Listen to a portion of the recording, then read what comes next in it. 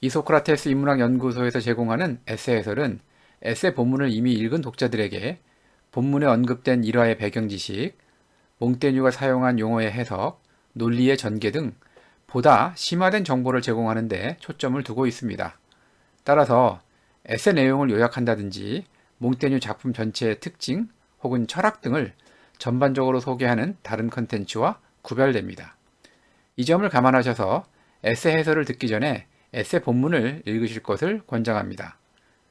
아울러 해설 내용과 생각이 다른 부분이 있으면 댓글로 남겨주시면 우리가 함께 공부하는 데 도움이 되리라 생각합니다. 자, 제20장 철학을 한다는 것은 죽는 것을 배우는 것이다. 해설 시작하겠습니다. 이 에세이는 처음에 철학을 하는 것은 죽음을 준비하는 것이다 라는 키케로의 말로 시작이 됩니다. 몽테뉴는 이제 이를 두 가지 근거로 설명을 합니다. 첫째, 철학은 연구와 사색인데 이를 통해 우리는 육체에서 벗어난 것에 몰두하게 되고 이는 곧 죽음의 실습이다. 이런 취지로 이해를 했습니다. 두 번째는 모든 지혜와 논설은 한 가지, 즉 죽기를 두려워하지 말라라고 가르친다는 데서 이 말을 근거 삼았습니다. 철학도 예외가 아니죠. 자, 그 다음에는 이제 아주 복잡한 논리 구조를 가지고 전개를 하고 있는데 아주 그 뭐랄까요? 논리적으로 앞뒤가 딱딱 맞는 그런 글이라기보다는 몽테뉴의 통찰에 의존하기 때문에 좀 감각적인 독해를 요구한다. 이렇게 볼 수 있겠습니다. 자, 그럼 하나하나씩 좀 한번 설명을 해볼게요. 자, 우선 이제 몽테뉴는 인간의 목적이 즐거움이라는 데 동의를 합니다. 그러니까 인간의 목적이 즐거움, 또 이성도 인간의 만족을 목표로 한다. 이렇게 얘기를 했습니다.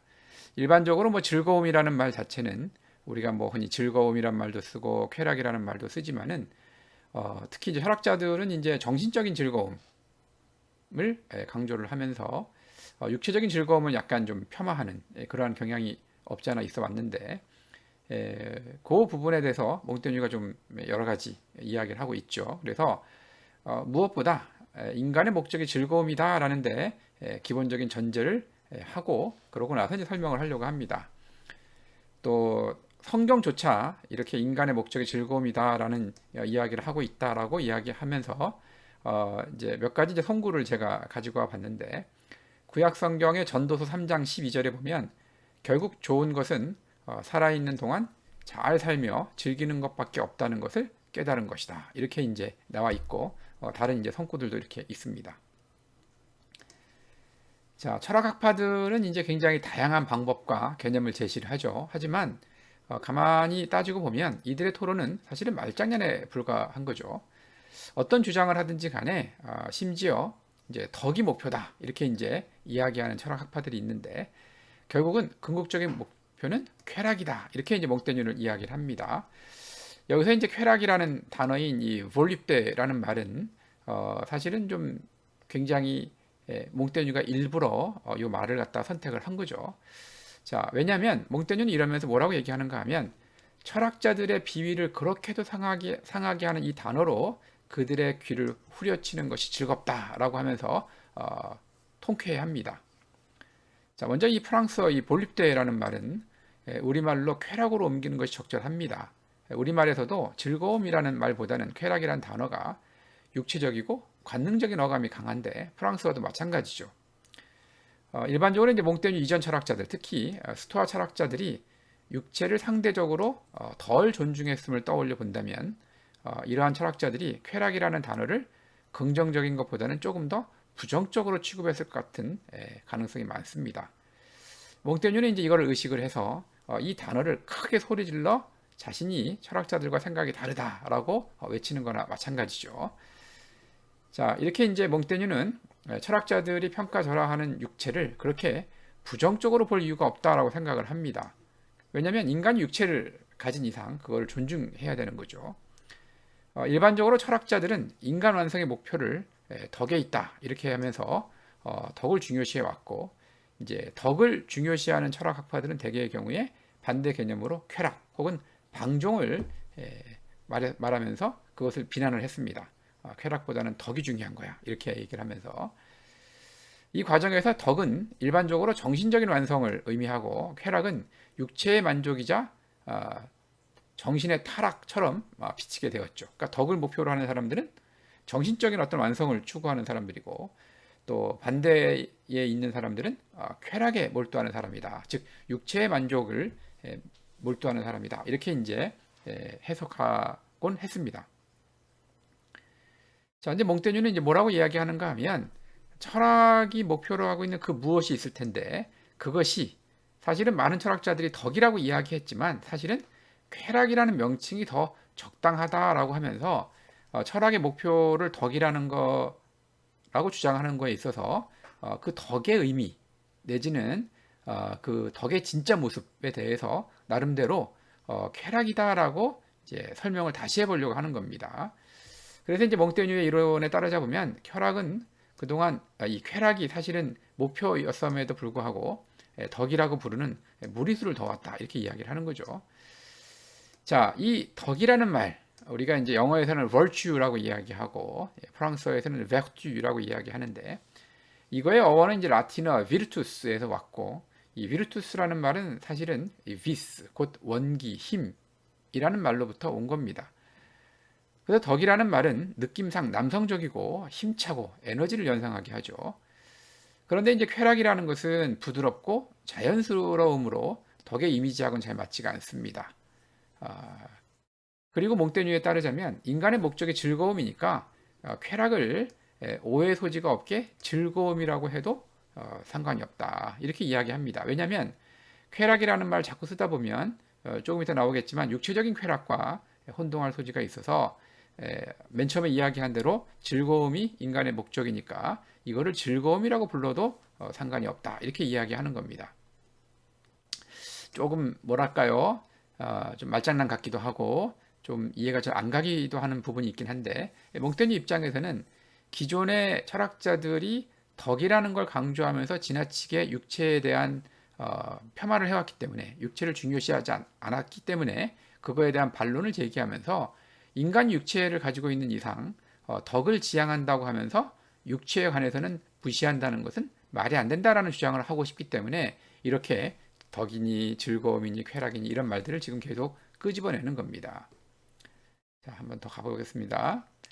한편 이제 쾌락이라는 말도 차원이 낮은 쾌락이 있습니다. 즉 육체적인 관능적 쾌락이 있으니까 이 점을 이제 감안을 해야 된다라고 이야기하죠.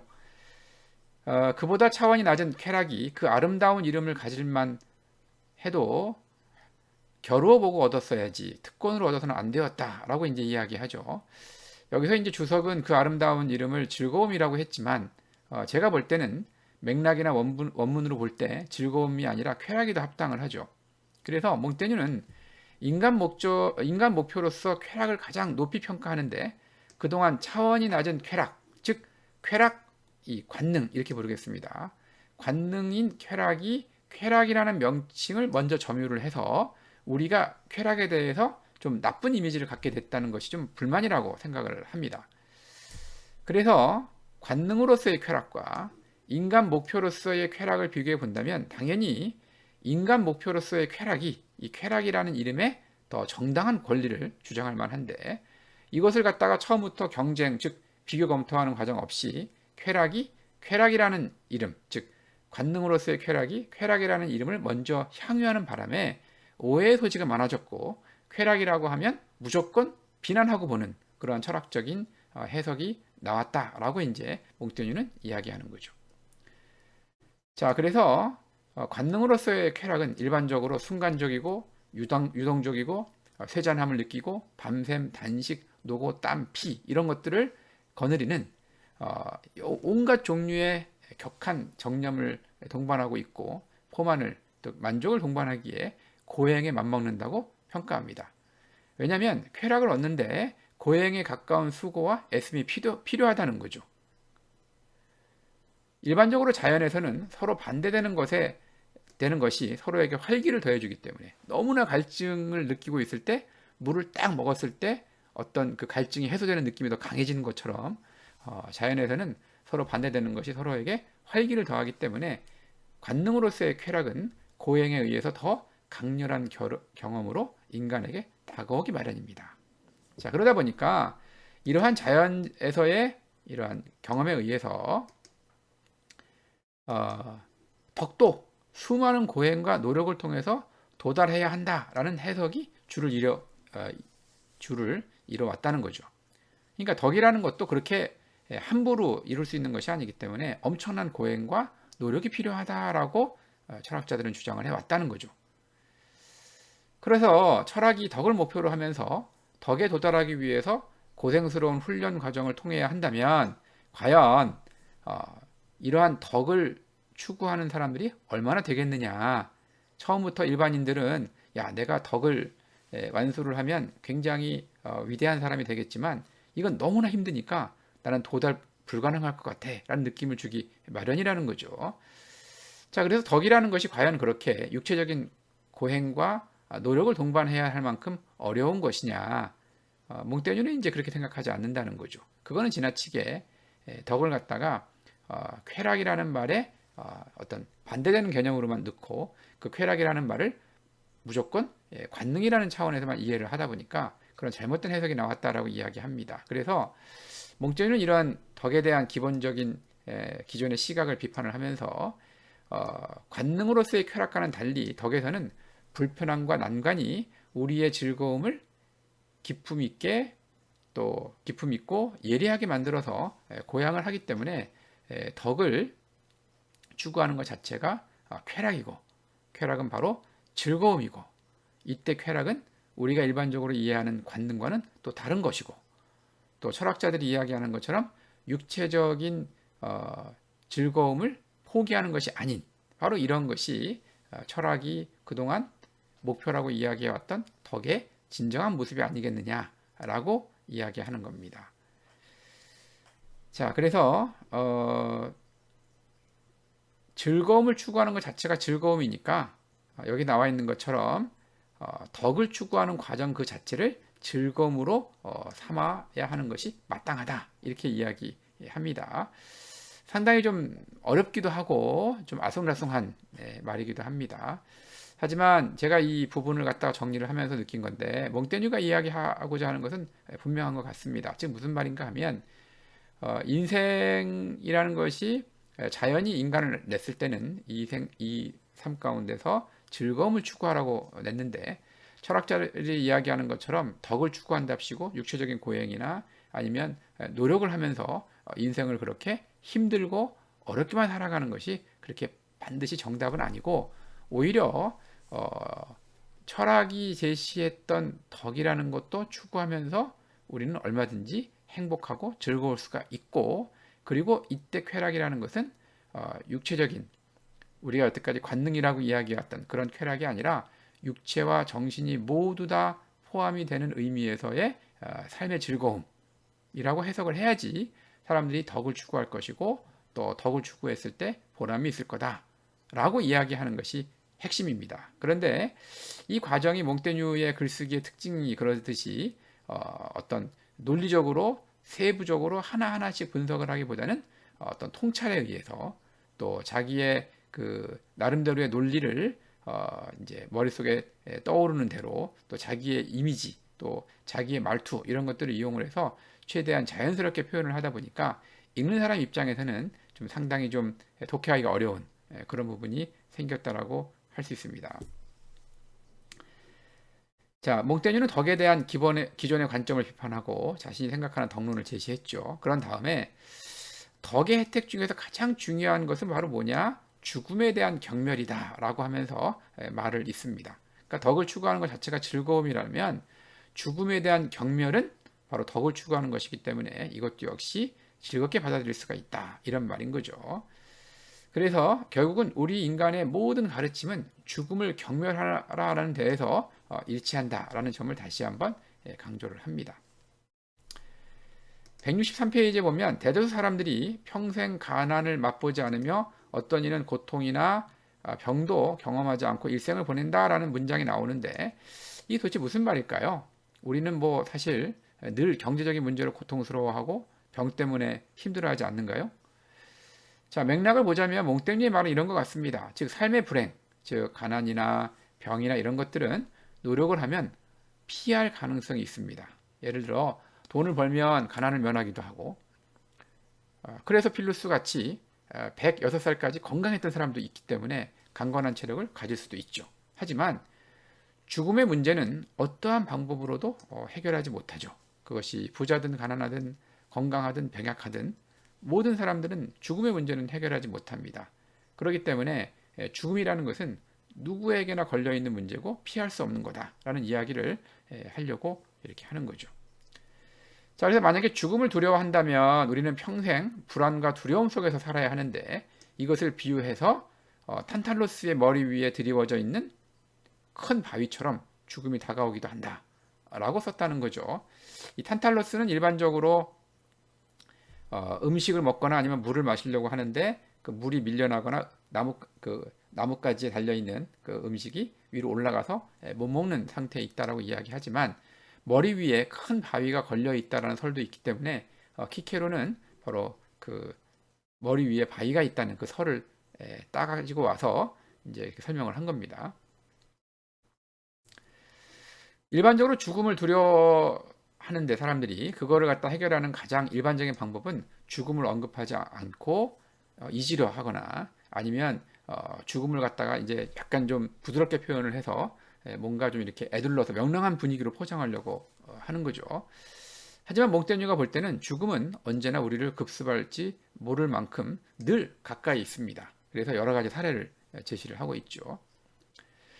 그래서 죽음의 타격을 피하는 것은 불가능하기 때문에 차라리 몽테뉴는 굳굳하게 서서 이 적을 버티며 그와 싸우기를 배우자라고 제안을 합니다.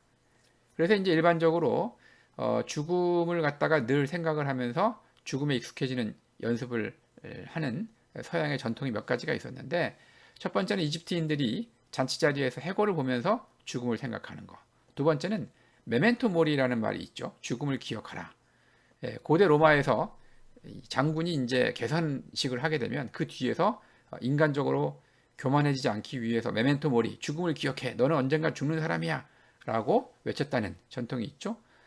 또 하나는 르네상스기의 죽음의 무도, 덩스 마카브라는 말이 있는데, 여기 나와 있는 것이 대표적인 그림입니다. 여기에 지금 보면 여러 그 해골들이 지금 춤을 추고 있죠. 여기에 보면 뭐 이렇게 악사도 있고, 그 다음에 뭔가 이렇게 멋진 옷을 입은 사람들도 있습니다. 멋진 옷을 입었든 많이 배웠든 아니면 못 배웠든 모든 사람들은 전부 다 이렇게 열심히 살아가는 듯이 보이지만 사실은 다 죽을 존재라는 것을 늘 기억해라 라는 것이 바로 이 죽음의 무도라는 테마인데, 판화라든지 그림, 도서, 벽화 여러 가지 매체로 그려지면서 중세에서 죽음을 기억하게끔 하는 그러한 대표적인 그림으로 남아 있습니다. 인터넷을 검색을 해서 죽음의 무도를 찾아보시면 아마 흥미있는 자료를 많이 찾으실 수 있을 겁니다. 몽테뉴는 사실 매일 죽음을 상상한다고 고백을 합니다. 그래서 비망록에는 자신의 유서를 써놓기도 할 정도로 그렇게 했는데, 이거는 이제 몽테뉴가 사실 어렸을 때 자식도 일찍 죽었고 또 주변 사람들도 일찌감치 유명을 달리한 이유도 있고, 또 한 가지는 몽테뉴가 평생 동안 신장 결석을 앓았죠. 그래서 시도 때도 없이 죽음에 가까운 고통을 느껴야 했죠. 그렇기 때문에 늘 죽음에 대해서 가깝게 느꼈을 가능성이 아주 높습니다.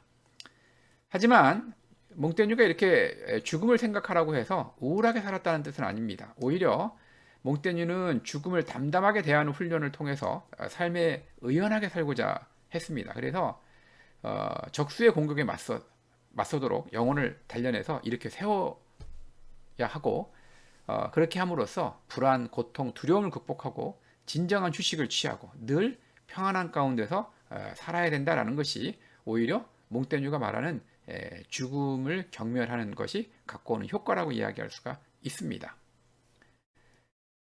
181페이지에 보면 괴로움도 두려움도 없이 죽음에서 생으로 나왔던 그 길을 따라 하는 대목이 나오는데, 이때부터는 사실은 말하는 주체가 달라져서 몽테뉴가 말을 하는 것이 아니라 대자연이 말을 하는 거죠. 그래서 우리를 너희라고 부르면서 직접 말을 건넵니다. 이 부분을 읽을 때는 이 점을 좀 감안을 해서 읽는 것이 좋습니다. 대자연이 하고자 하는 말은 이거죠. 죽음은 우리가 창조된 조건의 일부이고 우리는 죽음을 벗어날 수가 없죠. 그리고 우리가 영위하는 삶은 전체 생명에서 일부를 떼어온 것이기 때문에 삶을 사용한 후에는 반납하는 것이 옳다. 따라서 죽음을 면할 수 없는데 그 앞에서 죽지 않겠다고 뒷걸음치지 말고 오히려 죽음을 갖다가 자연스럽게 받아들이고 죽기 전까지 우리가 최대한 즐겁고 행복하게 살면서 죽음이 왔을 때는 그 죽음에 대해서 담담하게 받아들임으로써 삶을 조금 더 행복하게 살 수 있다라고 이제 우리한테 교훈을 주는 겁니다. 대자연에 하는 얘기가. 반대로 이제 만약에 우리가 결코 죽지 않는다면 오히려 고통스러울 수 있겠죠. 대표적인 인물이 키론이라고 나오는데 이 키론이라는 이 인물은 그리스 신화에 등장하는 이 켄타우로스 중에서 가장 유명하고 지혜로우며 박식한 이 케이론을 말합니다. 이 케이론은 헤라클레스가 이제 켄타우로스들을 죽일 때 헤라클레스의 편을 들었는데 이제 우연한 사고. 원래는 이제 독이 묻은 화살을 이렇게 살펴보다가 떨어뜨렸는데 그것이 발에 찔렸다고 하죠. 그래서 이제 그것 때문에 죽게 되었는데 워낙 불사의 존재였기 때문에 고통만 당하고 죽지 않았죠. 너무나 고통스러워서 프로메테우스가 죽음을 양보해 주어서 결국 죽을 수 있었다. 이런 이야기가 전하는데 바로 이제 이 케이론 같은 인물이 죽지 않고 영원히 살 때에 얼마나 고통스러운지를 보여주는 그런 대표적인 예라고 볼 수가 있습니다. 자, 몽테뉴가 보니까 사람들이 죽어갈 때 전쟁터에서의 죽음은 덜 무섭게 느껴지고 또 아주 부자나 아니면 신분이 높은 사람들보다는 신분이 낮은 촌사람들이 죽음을 대하면서 훨씬 더 꿋꿋하게 죽어가는데 그 까닭이 무엇인가를 본다면 우리가 죽음을 두려워하는 것은 사실은 죽음이 덮어씌운 무시무시한 얼굴과 치장이죠. 내가 죽었을 때 사람들이 슬퍼하고 장례를 치르고 묘비를 쓰고 뭐 이런 것들을 보면서 내가 죽음을 갖다가 굉장히 고통스럽고 힘든 거다라고 생각을 하기 때문에 그렇지만 전쟁터라든지 아니면 신분이 낮은 촌사람들은 그럴 이유가 없죠. 내가 죽는들 누가 신경을 쓰겠어? 또 아니면 전쟁터니까 여기선 죽는 것이 굉장히 자연스러울 수도 있어? 라고 생각을 한다면 죽음의 본 모습을 보는 거기 때문에 가면을 벗은 죽음을 보고 있으면 죽음이 축복임을 깨달으면서 그걸 두려워하지 않게 된다 라고 이야기하고 있습니다. 이 말은 무슨 말일까요? 우리가 죽음을 경멸하기 위해서는 죽음의 진짜 모습을 보면 훨씬 더 죽음을 경멸하기가 쉬워진다는 거고 결국 죽음을 경멸한다는 것은 우리가 앞에서 이야기한 대로 이 삶을 좀 더 쾌락을 중심으로 해서 살아갈 수 있게 만들고 죽음을 두려워하느라고 평생 동안 걱정하고 고통스럽게 사는 것보다는 충만한 삶을 살 수 있는 것이 결국은 모든 철학이나 학식 있는 사람들이 그동안 이야기해 왔다는 거다라고 이야기하면서 결국은 철학을 한다는 것은 죽는 것을 배우는 것이고 죽는 것을 배우는 것은 쾌락을 느끼는 것이고 쾌락을 느낀다는 것은 그동안 철학자들이 이야기하는 덕을 쌓는 것이고 이렇게 다 이런 모든 것들이 다 비슷비슷한 이야기다라는 이야기를 하려고 했던 겁니다. 그래서 몽테뉴가 죽음을 배운다는 것이 이 사람이 어떤 음울한 성격을 가지고 있다라고 이해하지 말고 조금 더 삶을 즐겁게 살고 충실하게 살기 위해서 우리가 늘 가져야 되는 자세다라고 몽테뉴가 이야기한다는 것을 생각해 봤으면 좋겠습니다.